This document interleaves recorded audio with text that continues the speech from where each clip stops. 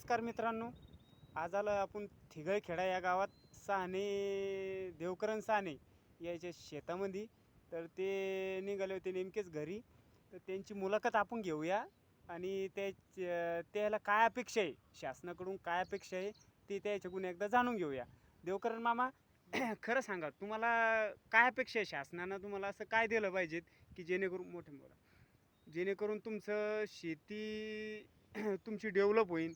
त्या संदर्भात तुम्हाला असं काय शासनाकडून काय काय लागतं असं की जेणेकरून तुमची शेती डेव्हलप होईल? बोला. शासनानं काय शासनावर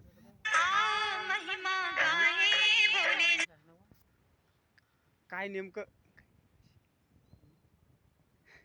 काय नेमकं सांग. काय लागतं तुम्हाला असं की शेतीच्या डेव्हलपमेंटसाठी तुम्ही, की बाबा तुम्हाला उद्योगधंद्यासाठी गाई म्हशी द्यायला चालेल का तुम्हाला? गाय म्हशी काय लागते? गाय हां, गाय म्हशी काय लागते? हे गाय आहे ना. एक गाय आहे ना. तर समजा म्हशी, शेळ्या, मेंढ्या तुम्हाला असं दिलं तर शेतीच्या साठी तुम्हाला खत. गायचा चांगला धंदा आहे. गायचा गाईचा चांगला धंदा आहे का? याला तर चांगला धंदा आहे गायचा. चांगला आहे का? मग बरं बरं. मग तुम्हाला समजा गाई द्यायला चालत्या. गायला त्या शेरने लागतं. शेडनेट लागतं. मग बस आहे काय शेडनेट. बरं, शेडनेट दिल्याच नंतर तुम्ही काय घेऊ शकता? काही उत्पन्न घेऊ शकतो, भाजीपाला. हो का? बरं बरं बरं बरं बरं आता येडको पाठवतो ते परपंच. बरं, ठीक आहे, चालेल.